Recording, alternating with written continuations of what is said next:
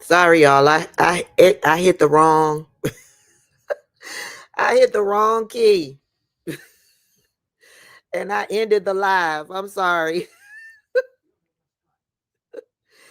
I'm gonna wait. If there's another live, let me see if I can end it. The other live. I don't see another live. Let me refresh. Oh yeah, let me end that.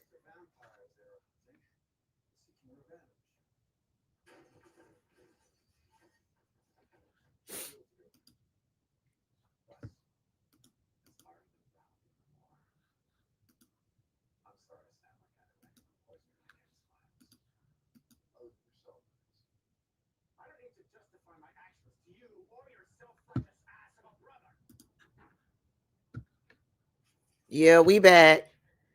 We're back. I'm trying to cancel out the other live, and I'm trying to give people a minute to see that we're over here in this live. Hopefully I'm canceling out the right live.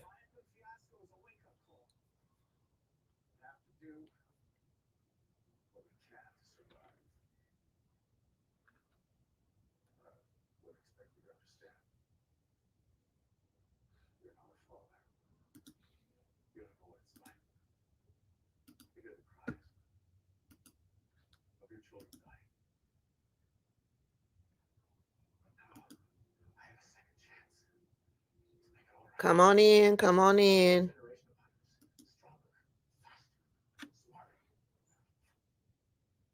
The live is live. Good morning, everybody. Coming in, coming in. Good morning.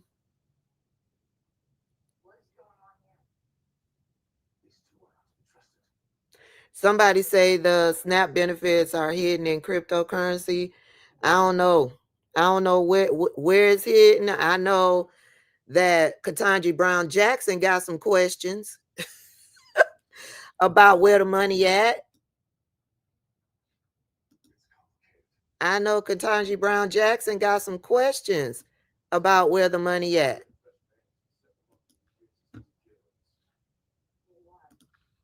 Right? Because in that order that she put out there, she specifically mentioned that not all of the money was in the right money pot, and that the Trump administration said they needed time to get money from here to over here. And I was like, what? Why isn't the money already in here? Because in doing what I do, we have several different pots of money, because all of these different pots of money are designated for different things. So SNAP benefits, everything that's dealing with SNAP benefits, this is that pot of money. We don't mix and mingle pots of money. So why Donald Trump got to pull money from another account to put it in this? Has it all? I asked this question the other day. Is that the way it's done? I wouldn't think. In all of my education, y'all know I'm a business major. In all of my education, this is not how things are done. No, we don't mix and mingle funds. Big corporations, federal government. I've worked in city government in the past. We didn't mix and mingle funds. If this fund of money was for roads and repairs for roads, that's what this pot of money is for. If this pot of money is for renovations on City Hall, That's what this pot of money is for. We ain't mixing money from roads with money for renovation. We ain't doing that. So what happened to the money in the SNAP benefits account? All right, we all in here?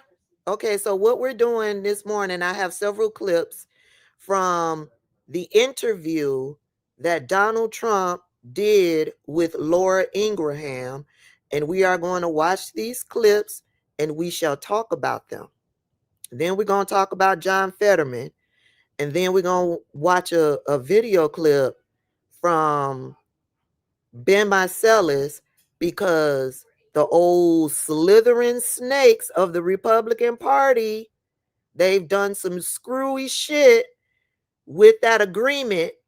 You know how the rest of us were saying, Democrats, you can't deal with Republicans because they are liars and they are cheaters. Well, we'll get into it. Let me hit play.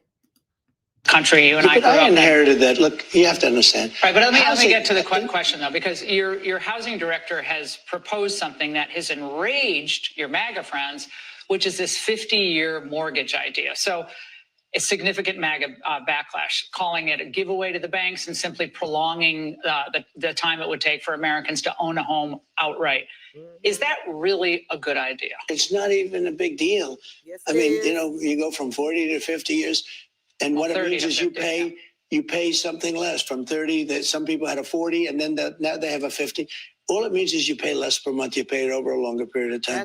It's not like a big factor. It might help a little bit.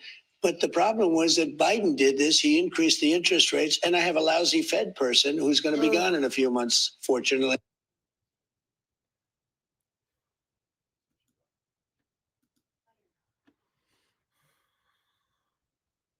Yes, a 50-year mortgage will make your monthly payment smaller.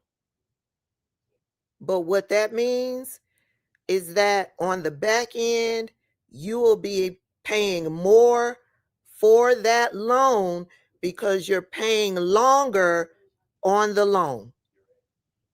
Make sense? You pay more on the back end because you're paying more when it comes to interest. I made a post the other day, a 50-year loan, you will die still paying on the loan. You will die, most people will die still paying on a 50-year mortgage. You will die not owning the home. When you die, the bank will then own the home. And all of the money that you've paid into that home loan, they will keep that money. That's the basics. I ain't even trying to get into interest payments and how that adds up over time. I ain't even got into that. The basics. You will end up paying more on that 50-year mortgage because you're paying on it for a longer period of time. That's number one. A 50-year mortgage, you're not guaranteed tomorrow. You can die paying on that 50-year mortgage. And when you die, if your people can't afford to take on that mortgage, the bank will repossess that home. And therefore, all of the money that you've paid into that mortgage, they will keep, and they will take back the home.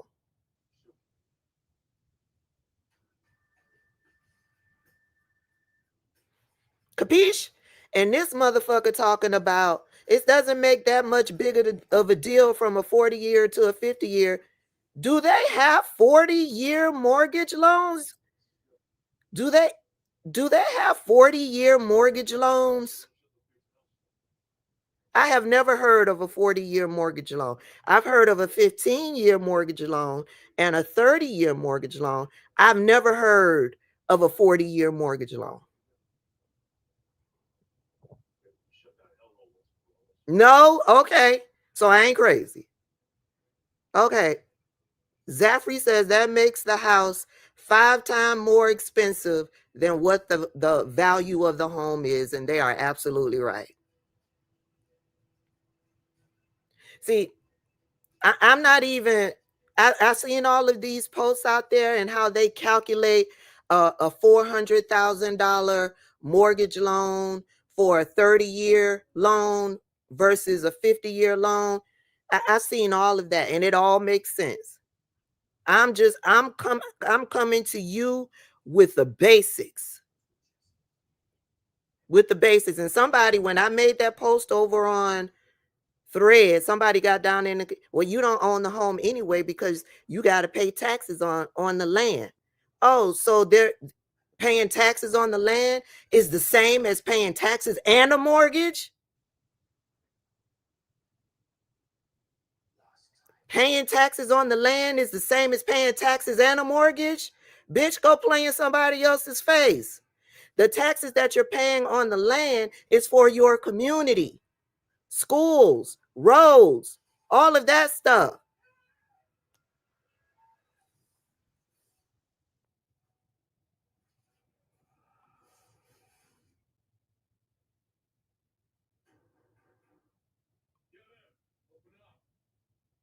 Exactly. G-Con, you can sell the home. If you own the home, you can sell it. If you don't own the home, you can't sell it. Well, if the person dies, let me be clear. If the person passes, the bank gonna take it back.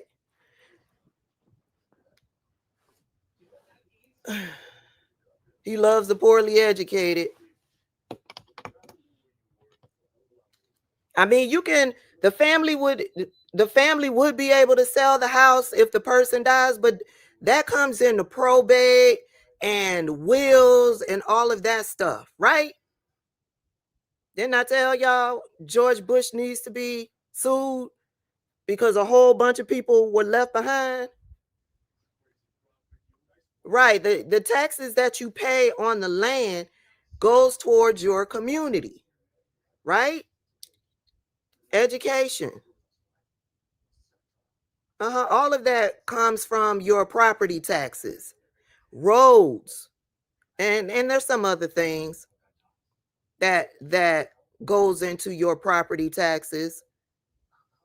But don't fucking play in my face talking about you don't own the home because you still got to pay taxes. Bitch, paying taxes ain't the same as paying taxes and a mortgage. Right. Hibiscus Rose says, just like we pay taxes into that damn SNAP. Yeah, your taxes, when it comes to your home, everybody gets a piece when it comes to the government.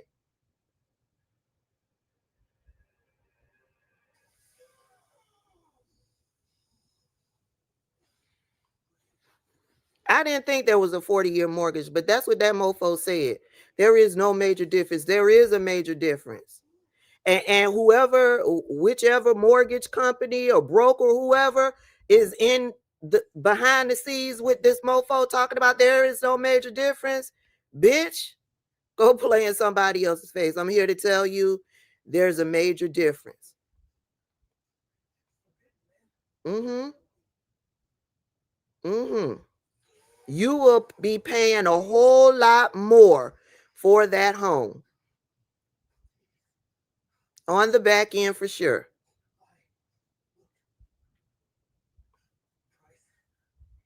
Mm-hmm. That's exactly right. There's a 15-year mortgage and there's a 30-year mortgage. I don't know where he coming from. Maybe that's a special thing with the rich and famous, y'all. maybe that's a special thing with them. For us normal people, it's either 15-year or 30-year. And most people go for the 30-year and try to pay that B off early. That's what I'm doing, trying to pay this B off early. Oh, there's a 20-year? Shelly says there's a 20-year. I didn't even know there was a 20-year. Do wealthy people even need a mortgage? I guess. I don't know. Mm-hmm. Uh-huh. So that's the first video clip from dumbass Donald Trump with his interview with Laura Ingraham. Let me pull up another one.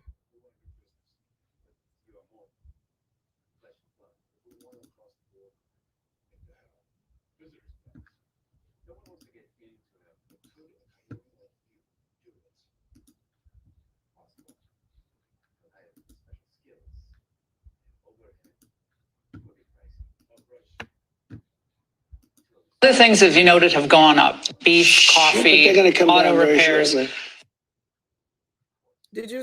That's a real quick one. She's addressing the high cost of beef and other grocery items, and he told her to shh. Let me play it again. It's real quick. Let me play it again.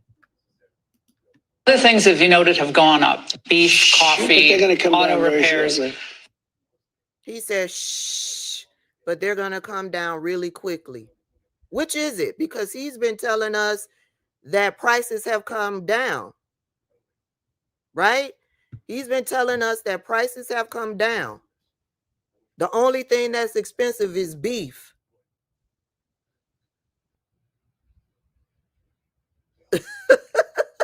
Jaquisha is tickled. I'm going to play it again. Other things, as you noted, have gone up. Beef, coffee, auto repairs. Shh.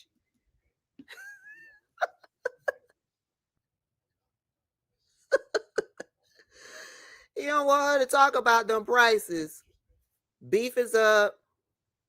Coffee is up. Remember, I told y'all when things were first popping off, I told y'all to stock up on coffee.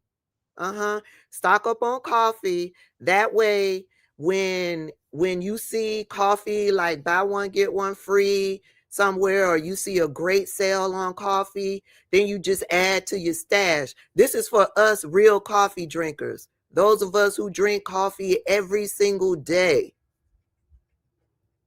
Every single day. I told y'all to stock up on coffee so you won't have to be without.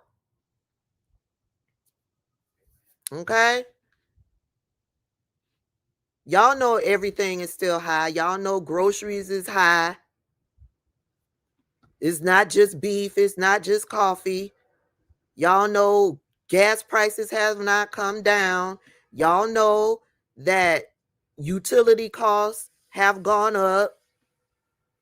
I mean, people in Georgia came through with that vote to balance out the Public Service Commission to get those two Republicans off. That's how serious it is in Georgia. I think utility rates have been increased 6 times in the past year or two. Where are my Georgia people at who can help me with that? My Georgia people. I think it's been Georgia Power has increased their utility rates 6 times in the past year or two. Don't tell me what to drink, Shala Mandela. I drink what I want to drink. I'm a grown-ass woman.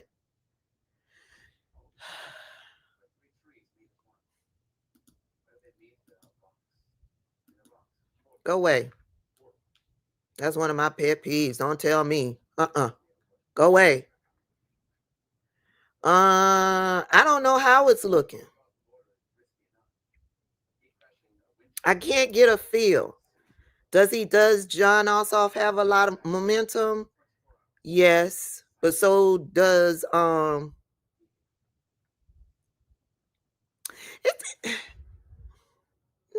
John Ossoff has a lot of momentum.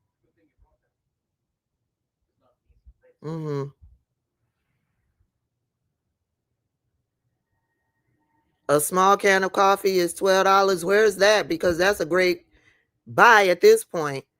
To get a tin of coffee, it's $20. Homeowners insurance have increased, and that is a part of your mortgage. When your homeowners insurance increase and it's tied, lumped in with your mortgage payment, that increases your mortgage payment. Rosa says hers has increased 2 times. Douglasville utilities have gone up. I haven't experienced a huge increase with my Georgia power bill. I have experienced a huge increase with my internet bill. Yeah, I was going to say I couldn't tell if there was a lot of momentum, but I had to take a step back. There is a lot of momentum for John Ossaw. My internet bill has doubled.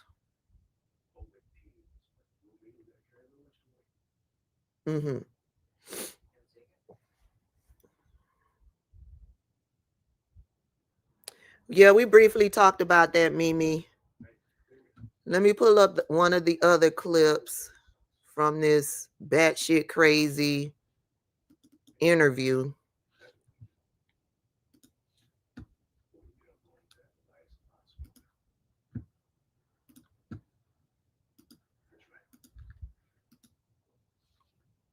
It is say the ones that say to which there were a lot of them. I'm sending them a $10,000 bonus. Where's that money coming from? I don't know. I'll get it from someplace. I always get the money from someplace regardless. It doesn't matter. I do a lot of bonuses for people because it's really something that it's like the American way when you think about it. In that clip, he's talking about giving a $10,000 bonus to federal employees who worked through the shutdown with no pay. He's going to give them a $10,000 bonus. And Laura Ingraham said, where is that money coming from? Now, we all know Donald Trump doesn't have the power to issue out money like that. If that were to happen, it has to be approved through Congress, the House and the Senate, right? We know that, right? So he's just talking out of the side of his neck. He can't even tell her where this money is coming from. Let me play it again. It is say the ones that say to which there were a lot of them. I'm sending them a $10,000 bonus. Where's that money coming from? I don't know. I'll get it from someplace. I always get the money from someplace regardless. It doesn't matter. I do a lot of bonuses for people because it's really something that it's like the American way when you think about it. He's not, somebody says he's talking about air traffic controllers. Listen, I'm not opposed to it. But he's not going to do that. He's talking shit. Number one, he doesn't have the power to do it.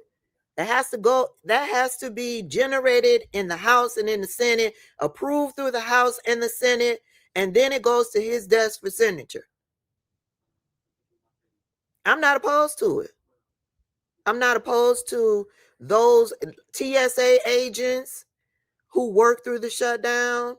I'm not opposed to it at all.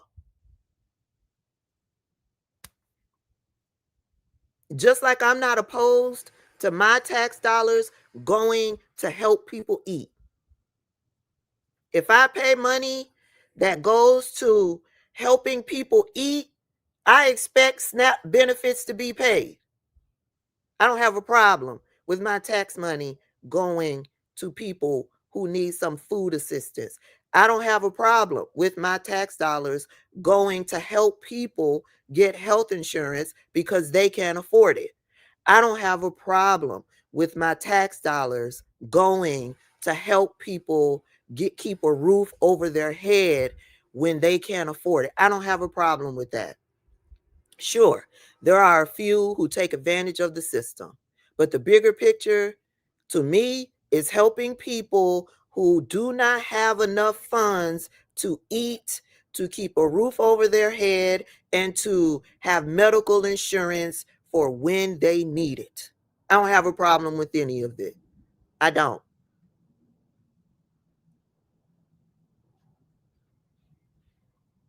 But that's what he said. He gonna give $10,000 to those who work through the shutdown.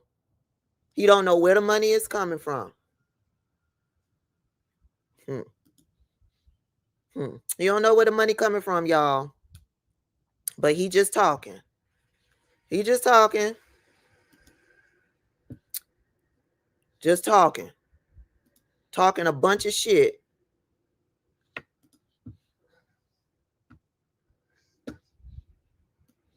I want this to go away.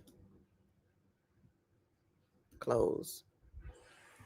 All right. Next clip. Let me see.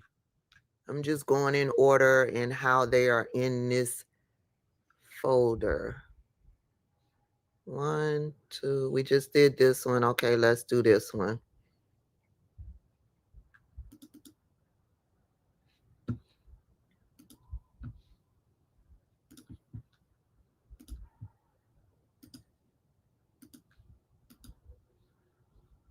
In Chicago? What is your message to him? Well, look, number one, he's got a 4% approval rating. You have people in Chicago, beautiful black women wearing a MAGA hat, red MAGA hat. Please come, Mr. Trump, President. They call me president. They call me Mr. They can call me whatever they want. Please come, President Trump. Please come to. They're begging us to come.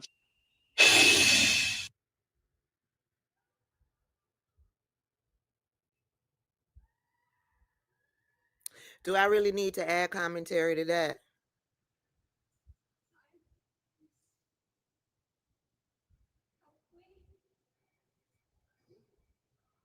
Do I really need to add commentary to that?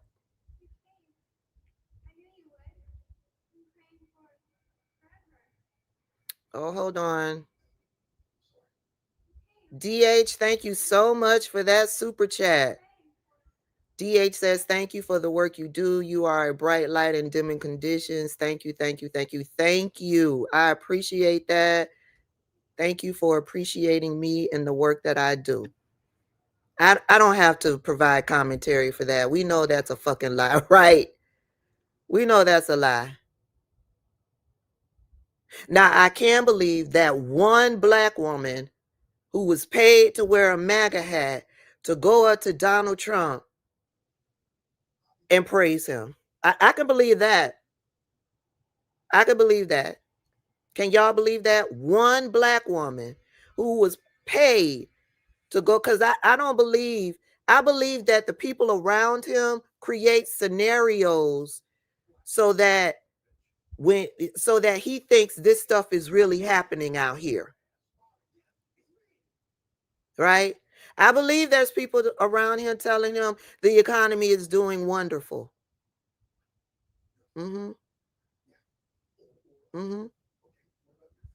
I believe somebody, wait, let me see what somebody said about Chicago. Black women here from Chicago ain't seen one black woman wearing a MAGA hat outside. Listen, I believe that they found someone, a black woman. They paid her. They said, I got $500 for you if you put on this MAGA hat and go up to Donald Trump and say that I'm grateful. I'm grateful that you brought the military here. I could believe that, definitely.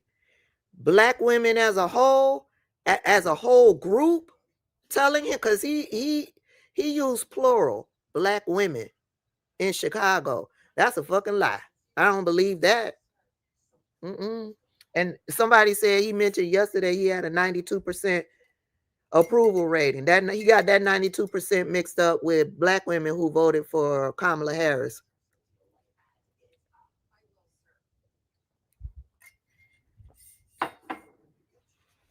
$500 more like $100.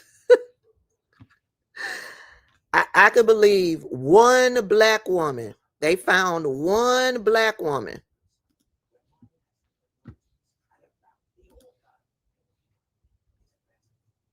Let me see where I'm at.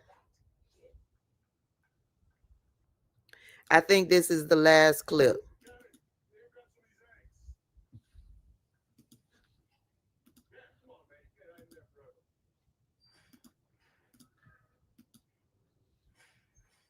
There's never going to be a country like what we have right now. And does that the mean Republicans have to talk about it, Laura. And does that mean the H-1B visa thing will not be a big priority for your administration? Because if you want to raise wages for American workers, you can't flood the country with tens of thousands or hundreds of thousands of foreign workers. You also do have to bring in talent.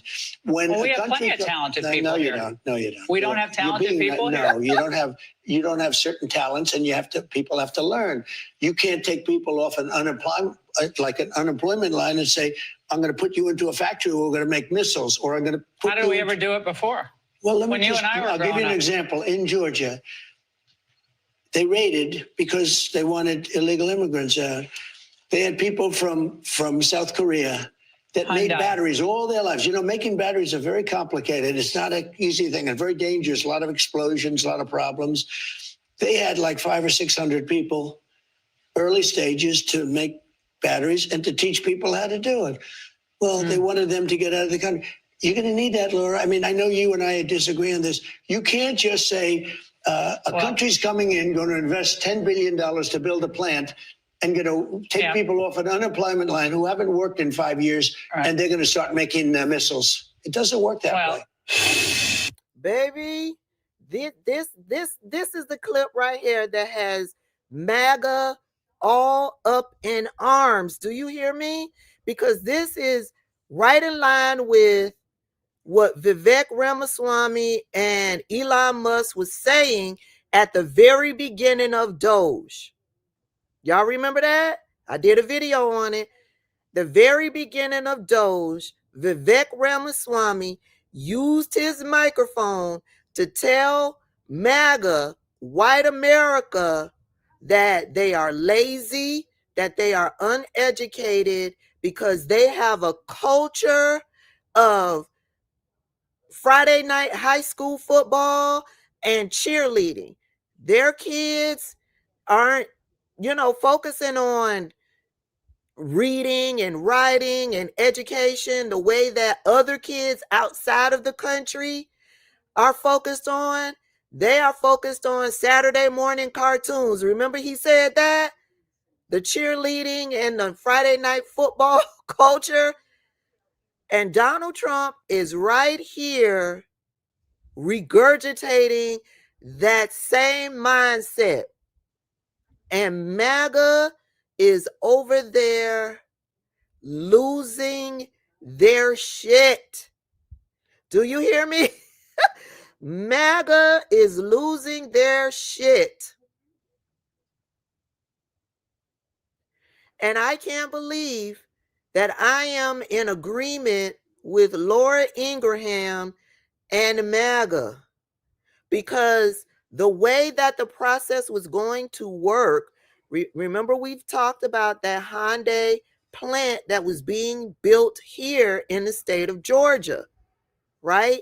And all of the workers that was here working to set up that plant from South Korea, they were here to set up the plant, right? Get everything in working order, do what they need to do.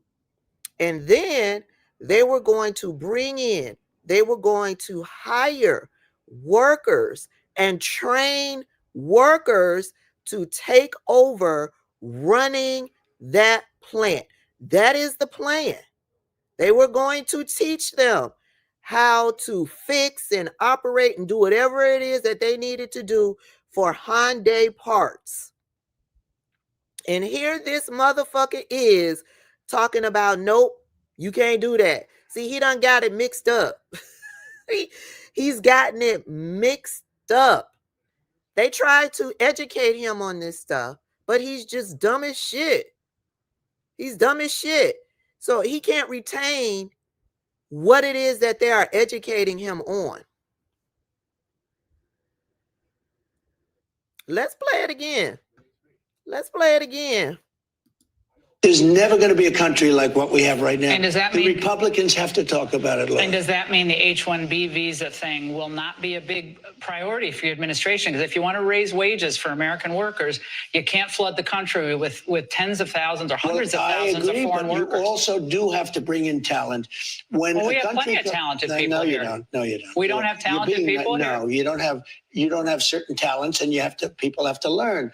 You can't take people off an unemployment line and say, I'm going to put you into a factory where we're going to make missiles, or I'm going to put How did we ever do it before? Exactly. Well, when you and I were I'll give you an example. In Georgia, they raided because they wanted illegal immigrants out. They had people from South Korea that made batteries all their lives. Making batteries are very complicated. It's not an easy thing and very dangerous. A lot of explosions, a lot of problems. They had like 500 or 600 people, early stages, to make batteries and to teach people how to do it. Okay, sir, what you talking about? You're going to need that, Laura. I mean, I know you and I disagree on this. You can't just say a country's coming in, going to invest $10 billion. He said it. They brought in 500-600 people. They were going to do these batteries, and then they were going to teach people how to do it. He's regurgitating the correct words. He's just not understanding what that means.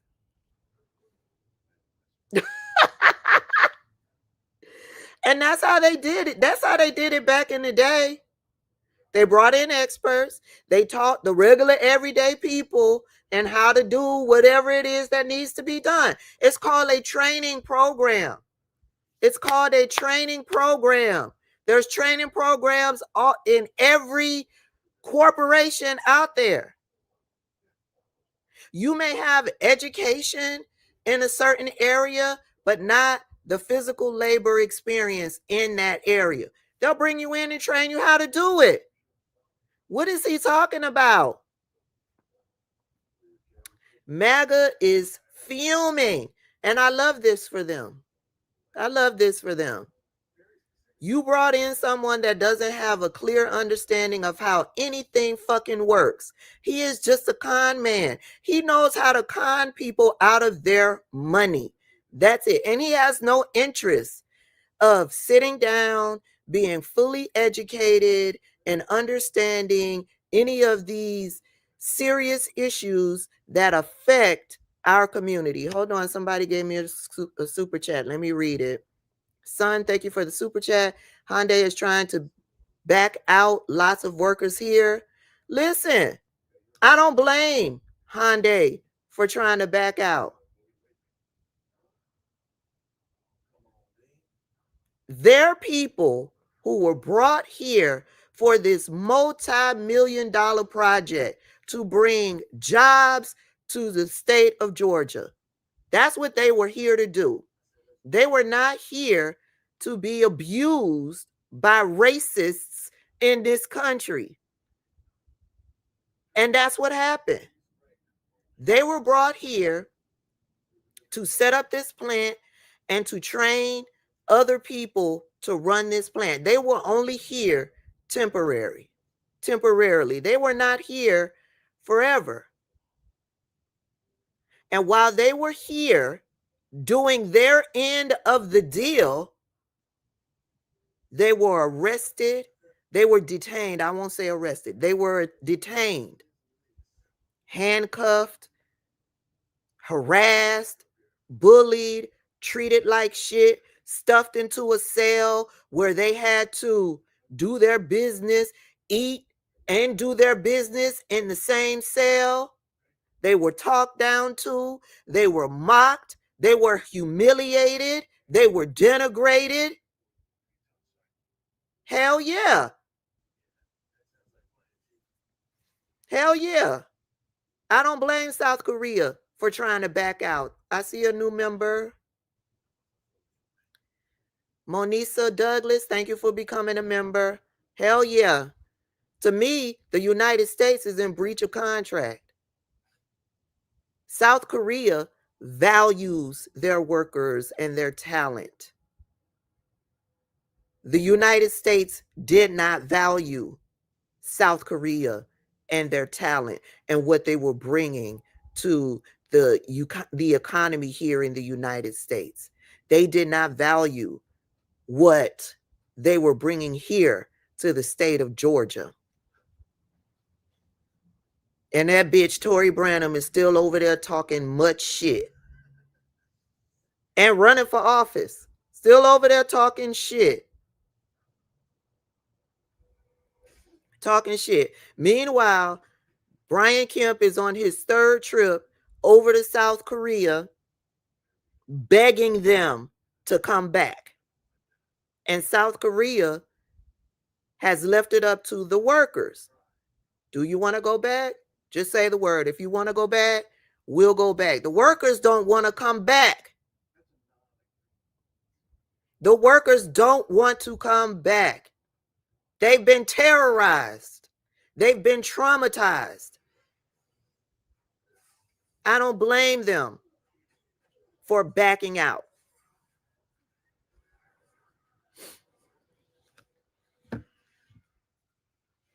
And that's the end. That's all I wanted to talk about from the Laura Ingraham interview with dumbass Donald Trump.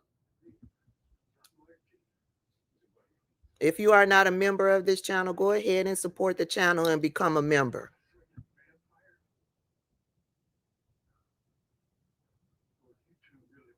Go ahead and become a member.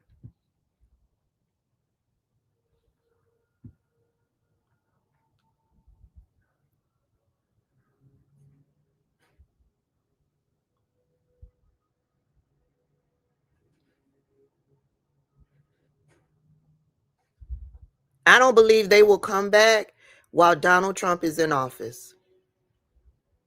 I don't believe they will come back while he's in office.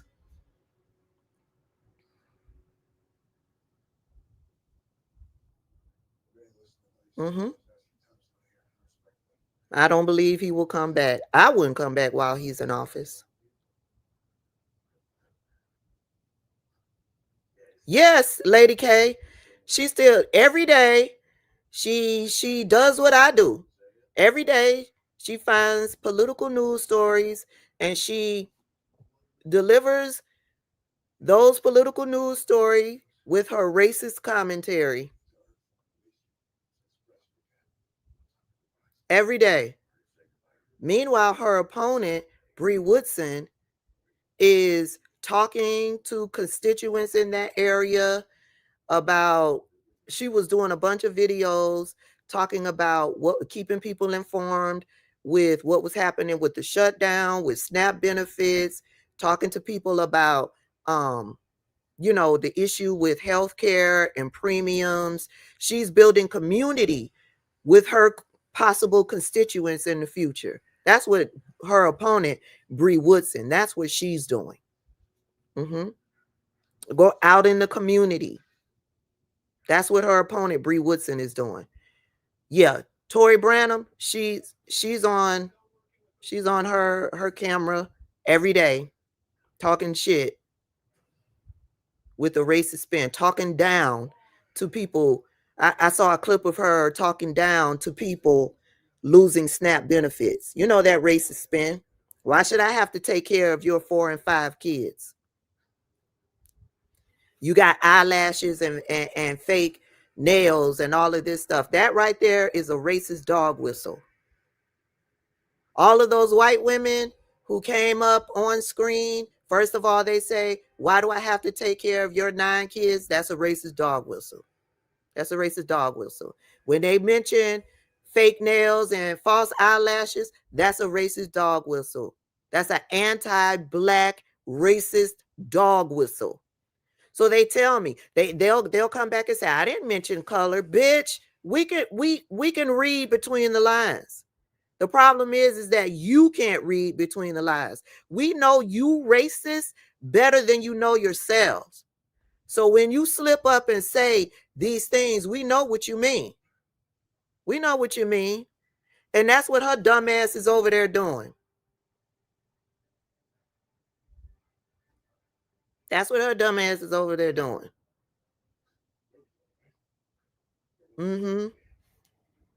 Let's talk about John Fetterman. John Fetterman was a part of the Traitorous 8.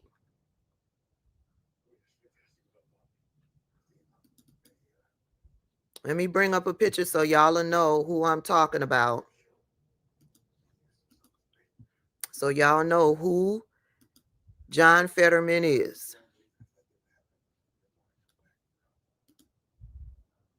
Thank you, Making Design, for the super chat. Thank you for appreciating what I do. Thank you, thank you, thank you. This is John Fetterman.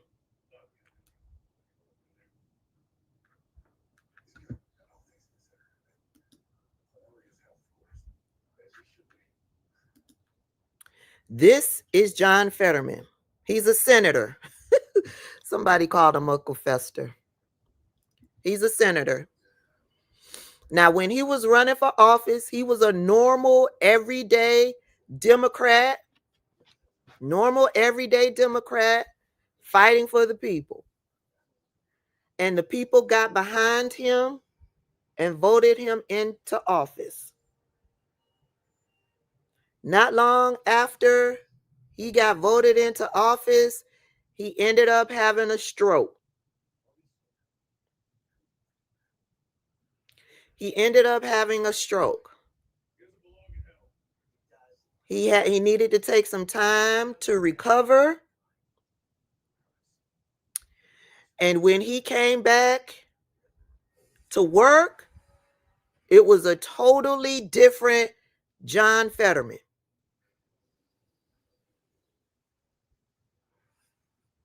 Okay? In this picture, do you see the menorah behind him?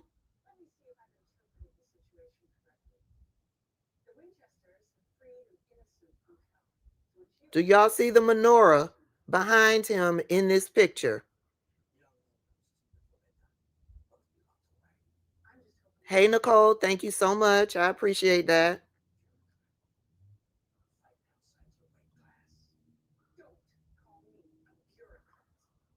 Y'all see the menorah behind him? Now, this is my opinion. It is my opinion, and I don't know, I don't know much about him prior to the stroke. I don't know much about him, right? I'm just going by what I've seen people say about him out there on social media. After that stroke, the folks say he changed. He changed. And they believe it's as a result of the stroke. In my opinion, John Fetterman is not America first. He does not put his constituents first. He is Israel first. That is my opinion. He is Israel first.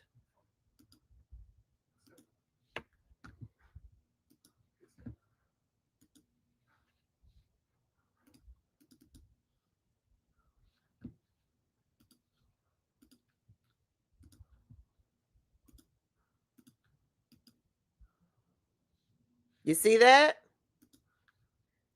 It is my opinion that he is Israel first. Okay?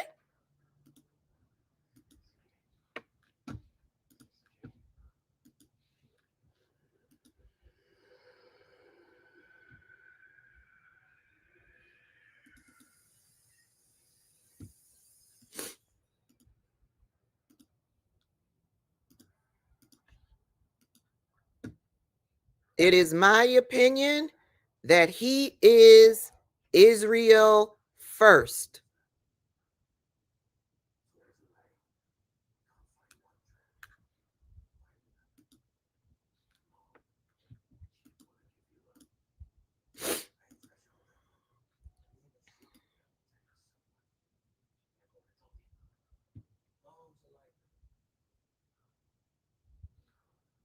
It is my opinion that John Fetterman is Israel first. One more.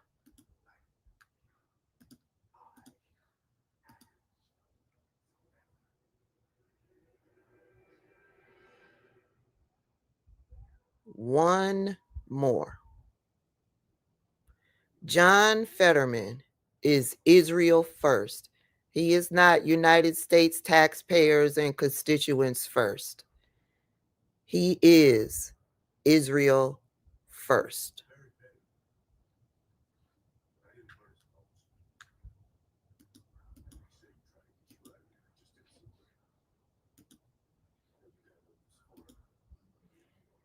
Let's watch this video.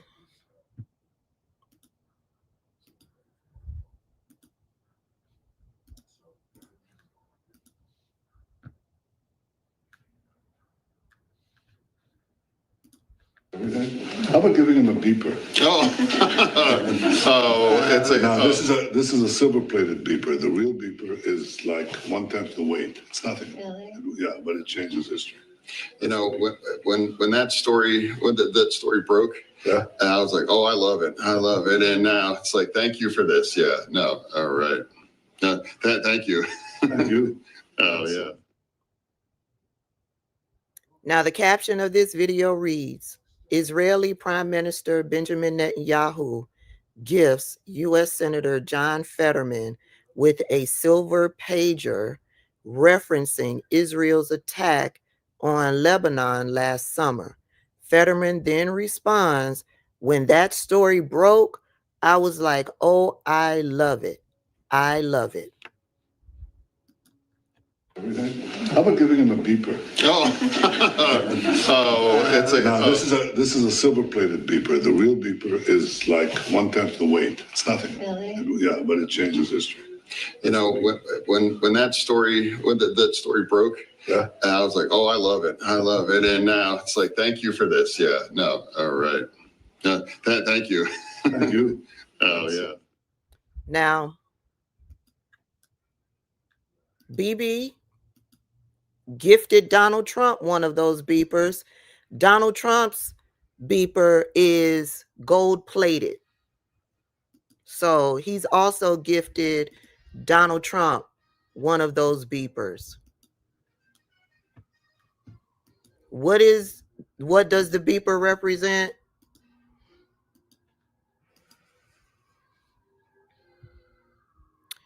I got this from Alfred over on Perplexity.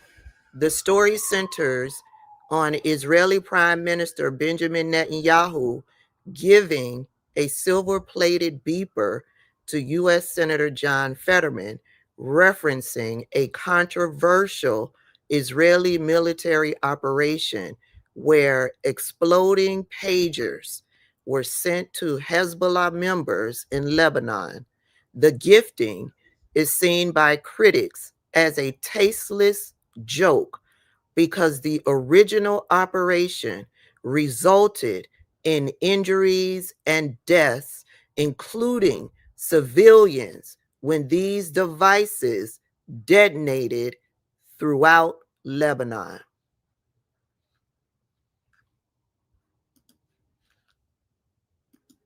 That's what that beeper represents.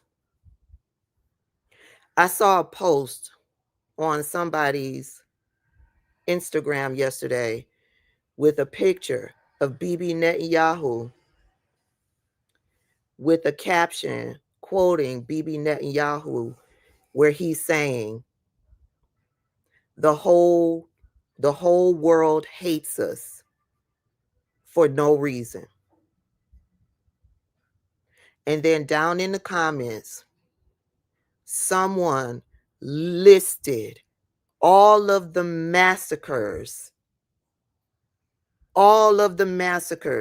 that took place from 1937 to 2024. Every last one of them that Israel has conducted on other groups of people in the Middle East. I was flabbergasted from 1937 to 2024, the list went on and on and on. I was blown away. Now, somebody was down in my comment section, did a super chat talking about no, not Jewish. Listen, go play semantics somewhere else. We're not doing it today. Benjamin Netanyahu is a fucking demon. And if you want to take my statements and align yourself with Bibi Netanyahu, because I didn't say you. I didn't say you. But if you want to personalize it, that's your issue, not mine. Not mine. This motherfucker and what Israel has been doing since 1937 is fucked up. Fucked up. Oh, I'm sure he's taking AIPAC money. I'm sure. Shall we do an open secret search, y'all? Shall we do an open secret search? Okay, first I want to show y'all something else because Sonny got into his ass the other day. Was it yesterday? Let's watch what Sonny told John Fetterman.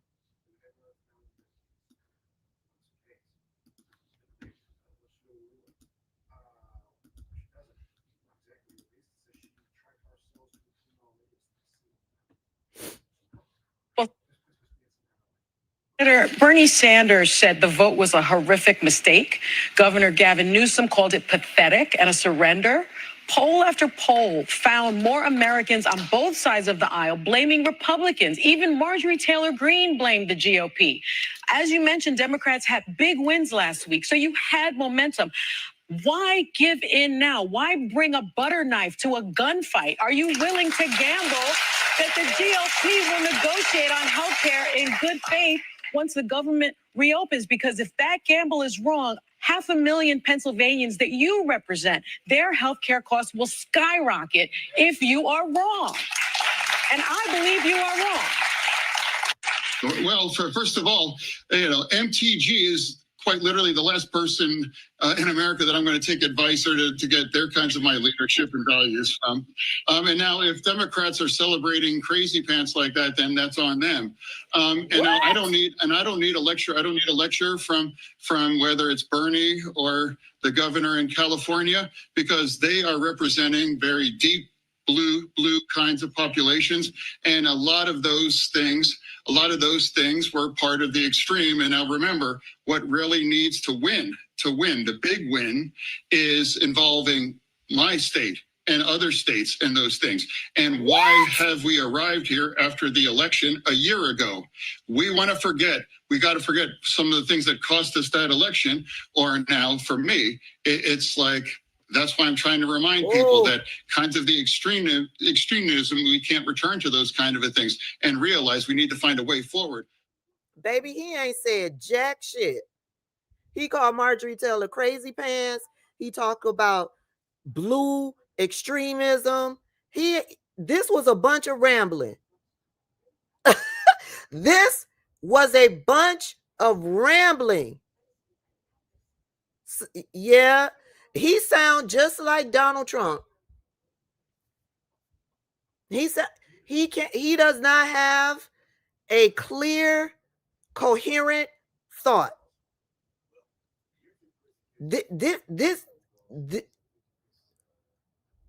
Did y'all pull anything from his explanation of what it is that he called Marjorie Taylor crazy pants?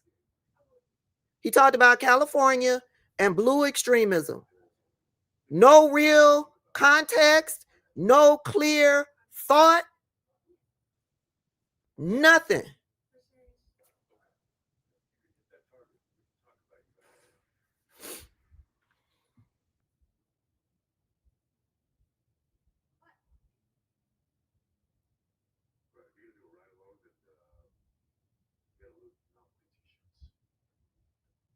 didn't say, I'm gonna play it again, y'all. He didn't say nothing that was Well, coherent. Senator Bernie Sanders said the vote was a horrific mistake. Governor Gavin Newsom called it pathetic and a surrender. Poll after poll found more Americans on both sides of the aisle blaming Republicans. Even Marjorie Taylor Greene blamed the GOP. As you mentioned, Democrats had big wins last week, so you had momentum.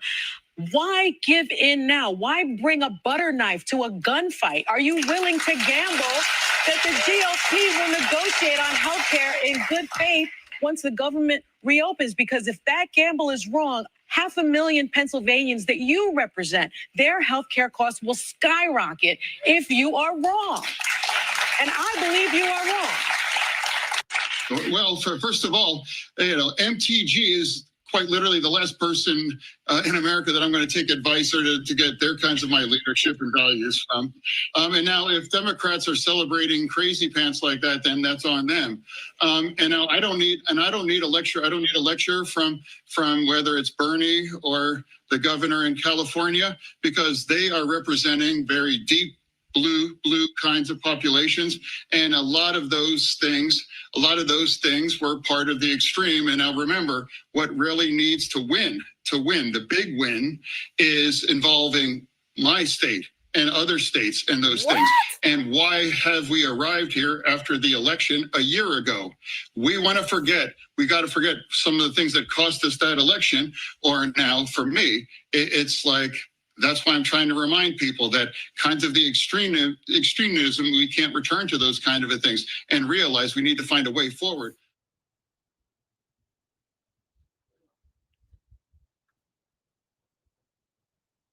Making designs. This is not what I said. You commented on the menorah. I have a menorah as a Jew and pointed out that I do not. Oh, no, it's not you, Macon. It wasn't you. It was somebody else. There was another comment. I wasn't talking to you. There was another comment. Thank you for the money, though. Thank you for the money, Macon. Thank you for your support. But I wasn't talking to you. It was somebody else. He said a whole lot of nothing.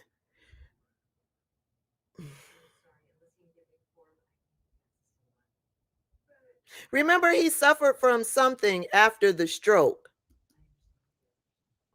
He suffered from something after the stroke. I don't remember the condition. And he had to do like therapy and all of that stuff. Y'all remember? And no, yeah, it was depression, but he also suffered from that. But there was a condition that he suffered from after the stroke that he had to do like certain type of therapy to get his mind back. I forget the name of the condition, and it's a fairly normal condition. Aphasia. Thank you, Good Trouble. Aphasia. Aphasia. Thank you, Good Trouble. Yes. And he had to work through that.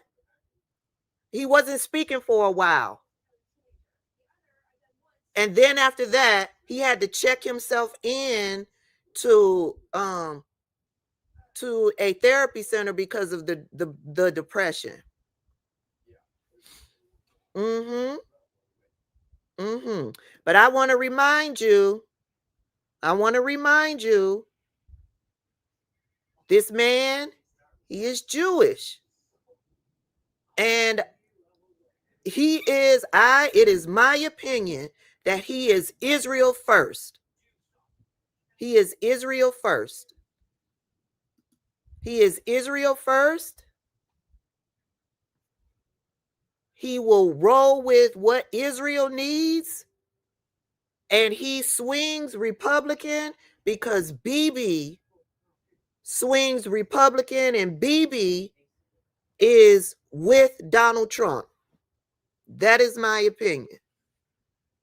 So Pennsylvania, he is not up for re-election I don't think he's up for re-election in 2026. I think he's up for re-election in 2028 or 2030.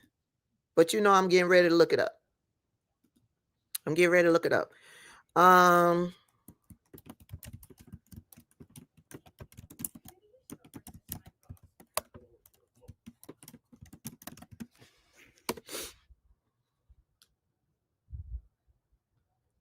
Yes, he's up in 2028. Pennsylvania.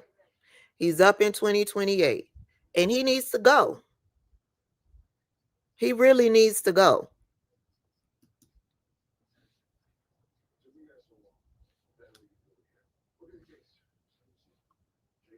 He needs to go. What's going on with my screen? My screen looks different. Can y'all see me? He's not seeking re-election. So that means he's going to do as much damage as he can while he's in office. That's what you're telling me?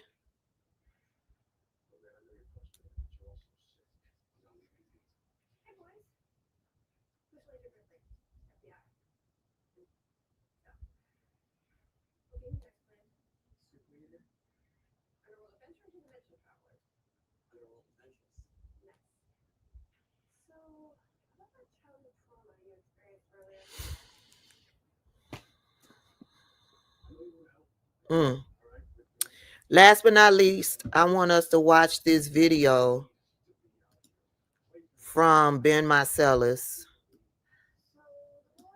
because when you're dealing with snakes, they do snake shit. And the Democrats, the traitorous 8, they made a deal with the Democrats. And now they're finding out. That the Republicans did some traitorous shit.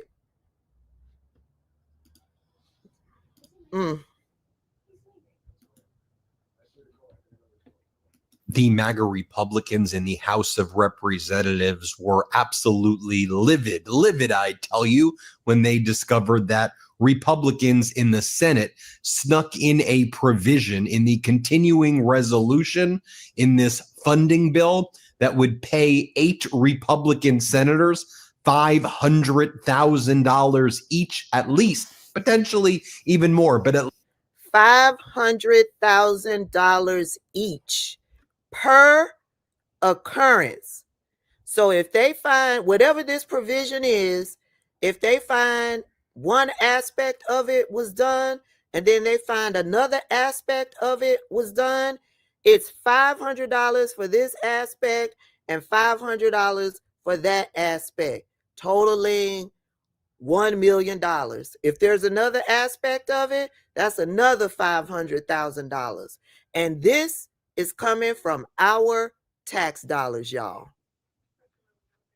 At least $500,000 each for their frivolous claims that they were harmed in connection with special counsel Jack Smith's criminal investigation into Donald Trump overthrowing the results of the 2020 election, because there were subpoenas for phone numbers of people connected with the insurrection, and at least 8 of these Republican senators' phone numbers. It's not like their phones were tapped. It's not like people were listening to their phone calls. Their phone numbers were appearing on a subpoena issued by special counsel Jack Smith. And as a result, they say that they've suffered grievous harm and injury, and they put into the bill a provision that will allow them to sue for at least $500,000. Let me show you what went down during this House hearing. You have MAGA Republican Congress member Scott. Here's what he has to say. Play this clip. And they talk about it being good governance. The thing that I can't get past, though, and this is, again, I mean, for the American citizens, if you go to page 227 of the bill, limited retroactive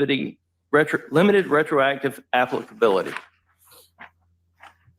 In general, The amendments made by this section shall apply to any acquisition, subpoena, search, accessing, disclosure of Senate data as defined in Section 10A of the Legislative Branch Appropriations Act of 2005, and to any failure to disclose such an acquisition, subpoena, search, accessing, or disclosure occurring on or after January 1 of 2022. So it's given them the ability to retroactively go back. We know, you literally know who, at least, we may not know all of them, but we at least know the list of some of them. In this paragraph, the term violation section 10 is the meaning given to the violation section. It goes on from there, but there's also language in there where it indicates that each account is a separate payment. Now, this language did not go through any committee markup. This language was not shared with the House of Representatives prior to it being put in the bill. And I personally agree that it should be removed. The problem is if we remove it, the Senate, it has to go back to the Senate. And then you're right back to where you were 40 days ago. Yep. Where all of a sudden you're trying to get a piece of legislation out of the Senate. Okay, he goes, I'm so upset about this, but what are you going to do about it? Then you have MAGA Republican Congress member Chip Roy. Here's what Congress member Roy has to say. Here, play this clip. Separation of powers concerns, all the things. We can debate all that. But, we think it was pretty egregious. So I have no problem with the prospect of going after and trying to empower, even through private right of action, a way to go, because we do it in other contexts, consent decrees and other things. But the retroactive, potential to have dollars going to United States senators when we've got American citizens, whether it was J6ers, whether it was people from the FACE Act, whether it was others that have also had the full force of the federal government through the Department of Justice targeting and coming down on them. And they're going to see, but you can slide in a provision in here for United States senators. Like, it is beside my comprehension that this got put in the bill. And it's why people have such a low opinion of this town. I am torn also, the gentleman from Georgia, because we need to fund the government and we need to get this passed. And I'm trying to figure out what we can do to force the Senate's hand to say you're going to repeal this provision and fix it without amending it here to then delay the funding of government, which we want to proceed to move forward with. But that provision needs to get fixed. And we need to find a way as a body to get it fixed as soon as possible. And I'm continuing explore the options tonight. I yield back to the gentleman from Georgia. Mr. Scott, would you yield? I just want to point out it's $500,000. And the way it's written, it is a minimum of $500,000. It is per line. Now I'll show you what MAGA Republican Congress member Griffith has to say. He goes, I'm so angry, but there's nothing I'm going to do about it. Here, play this clip. Mr. Griffith, you're recognized. Thank you, Madam Chair. I, too, am very concerned about those sections. I will tell you, I've already made the decision that I will vote for this bill and not vote for any amendments because the shutdown needs to end. It's been going on too long. Too many of my people are hurting. You getting a cut of that $500,000. We got to get it. We got to get it done. There's some other issues in here, not as egregious, but at least it was done in the light of day with a vote. But the hemp issues, that was a fight between the gentlemen in the Senate from Kentucky, both of them fighting each other. I don't agree with the solution they came up with, but I'm voting for it because I've got too many people that need the government to open. And therefore, notwithstanding, we're going to hear some great amendments, I'm sure, but I'm not voting for any of them because we need to get this thing done, and then we can start negotiating on other things. November hits harder than a linebacker. Between the family drama, football brain melt, and turkey sweats,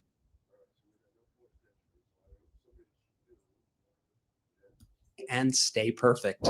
Democratic Congress member Joe Neguse put a fine point on what the MAGA Republicans were doing and how absolutely ridiculous and offensive it is that while Americans are starving right now, as the MAGA Republicans are ripping away healthcare, as they're ripping away SNAP benefits, this is what you're doing. Here, let's play this clip right here. Far from haranguing the chairman, I'm given the opportunity for the chairman to explain the meaningful work that he's been engaged in, and I suspect that he welcomes and relishes that. So I want to talk to you about the provision that my colleague from Pennsylvania noted earlier. And this is the provision that essentially allows specifically 8 Republican United States senators to reap upwards of $500,000 payday with respect to the phone record notice provision that they've added into the bill. You support that provision? I didn't have anything to do with it, didn't have any knowledge of it. Not asking if you have knowledge of it. Do you support it? Yeah. Do I support the bill? Yes. Do I support every single provision of the bill? No. You don't find this provision repugnant? I think most American people are going to find this pretty repugnant. I was surprised to see it in the bill. I was unaware of it. It was not. Why not work with us to remove it? Let's see what you do. Well, we've got an amendment. I will tell you this. I am very concerned, and actually Democratic senators said this. I think particularly of Senator Coons.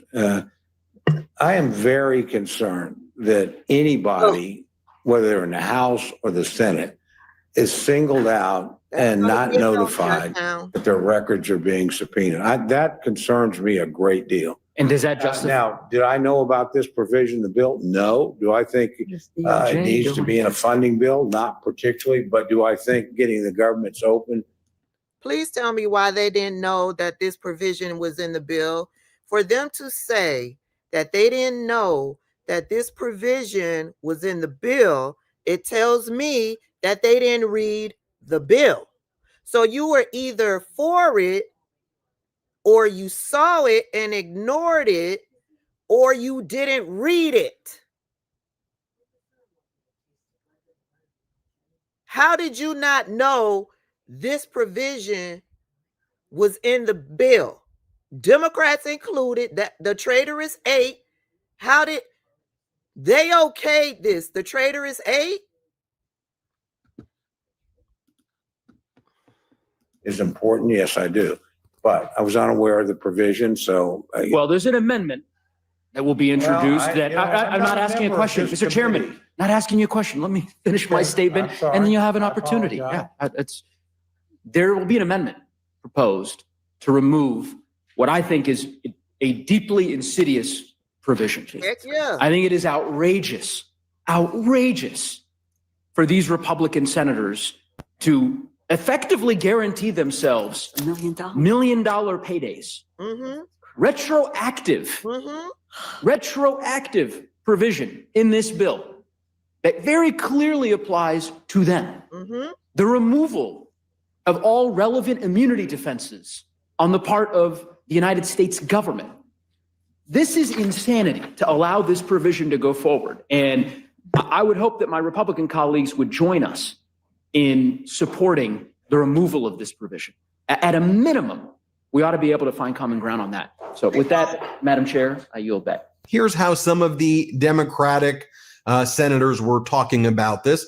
Democratic Senator Chris Murphy wrote, "This is outrageous. Another reason the CR should not pass. It creates a new offense tailored perfectly to allow Trump to write a government check of millions of dollars to 8 Republican senators. GOP leader Thune just made 8 of his colleagues rich off the taxpayer money." And by the way, did the 8 Democrats in the Senate who voted for this, were they aware of this? Were they familiar with what was going down? Did they give a crap about any of this? Democratic Senator Captain Mark Kelly, after Senator Chris Murphy, Senator Kelly goes, "Republican senators slipped this nugget into the CR last night, rigging the legal system to give $500,000 or more to each of them because someone followed the facts and looked at their phone records. That's your money, folks." And again, nobody wiretapped them. Nobody Right. listened to their phone calls. Right. Nobody went through their emails. Right. Quite literally, it was their phone number Yep. and the duration of the call in Right. connection with a finite period of time Yep. relating to the January 6th insurrection. Yep. And that was it. Here's how it was described by the Times. Because the provision is retroactive to 2022, it would appear to make eligible 8 Republican lawmakers whose phone records were subpoenaed by investigators for Mr. Smith as he examined efforts by Donald Trump to obstruct the results of the 2020 presidential election. Each violation would be worth at least $500,000 in any legal claim, according to the bill language. The bill would also sharply limit the way the government could resist such a claim, taking away any government claims of sovereign immunity to fight a lawsuit over the issue.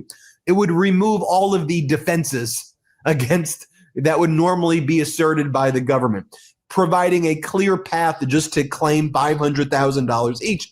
The Republican senators who want this money, Lindsey Graham, Marsha Blackburn, Yep. Bill Hagerty, Josh Hawley, Dan Sullivan, Tommy Tuberville, Ron Johnson, Cynthia Loomis, and Representative Mike Kelly of Pennsylvania also had his phone record subpoena, would be not eligible because this provision is just for senators. Here's what Democratic leader Hakeem Jeffries had to say about it. By the way, what I liked about Leader Jeffries last night is that he took the witness stand as well. And he was, I think, asserting strongly and powerfully the position of the Democrats here. But here's what he said about this provision. Let's play this clip.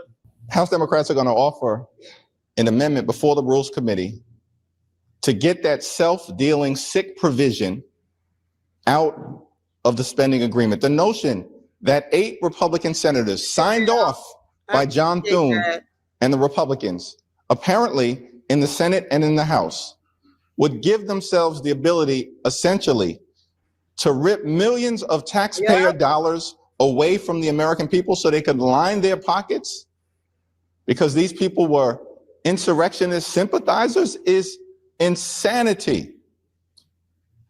And we're going to tattoo that provision, just like we're going to tattoo the Republican healthcare crisis on the foreheads of every single House Republican who dares vote for this bill. Well, there you have it, folks. Can you realize just how offensive it is that the Republicans are doing that? By the way, here's one of the things that went down as well. This shutdown deal includes a ban on hemp products that none of its negotiators debated in public. Right. And as this one account says, it basically effectively bans all hemp THC products in the United States. And look, let me be clear. I have a lot of concern about the way these products are marketed. It also seems like they're targeting children. That's where my problem is. I know a lot of people, though, who use CBD, hemp-related products, THC, CBD, hemp stuff to help their chronic illnesses. And I don't want that banned. If you wanted to address this issue, in my opinion, address the marketing that seems to sometimes target children and kids, and that's not what it's intended for. But I think that, this is something that slipped in. It's going to destroy an entire industry. And by the way, if you're going to destroy the industry like this and potentially impact a lot of Americans who use this for their chronic pain, why hide it though? Yep. Like, why not do it in public, transparently, talk about it, hold hearings about it, let people know, and then there could be a deliberative process. But what the hell is this crap? Well, let me know what you think. Hit subscribe. Let's get to 6 million. Thanks for watching. Love this video? Support independent media. They don't want it out in public. They didn't want the industry to know. They didn't want the industry to know. Who is the competing industry to the hemp industry? Who would be the competing industry, y'all, to the hemp? I'm asking a question, to the hemp industry. That's where the problem lies. Would it be Big Pharma?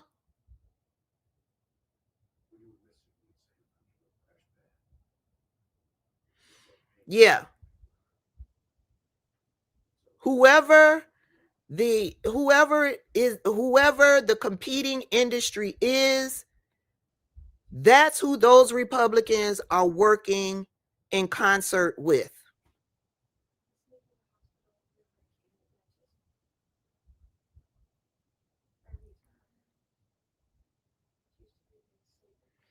And on that note, y'all, thank y'all for hanging out with me. Let me get to work.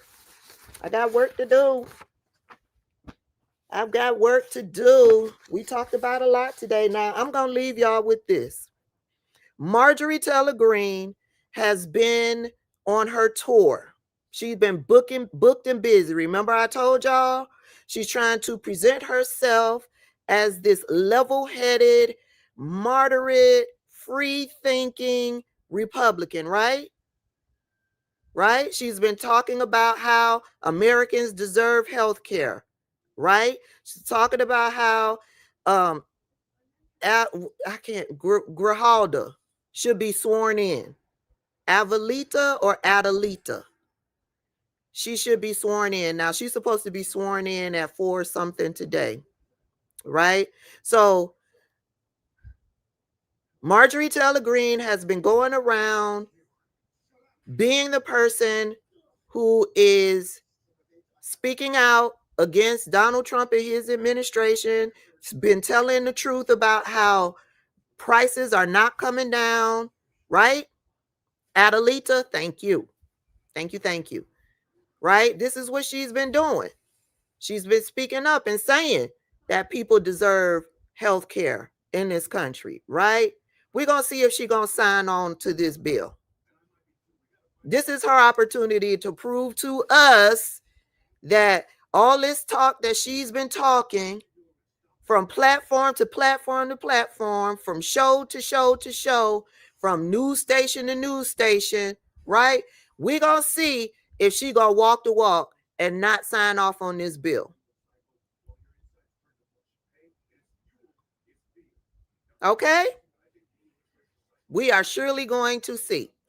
If all this talk she's been talking, she means that. I expect to see a nay next to Marjorie Taylor Greene's name when this vote happens. Will I be shocked if it's a yay? Hell no. None of us should be shocked if it's a nay or a yay. Okay? All right. I love y'all. Thank y'all for all of the super chats. Thank y'all for the engagement. Thank you and welcome to all of the new members. I appreciate y'all. I'll see y'all later. I got work to do. Have a great day.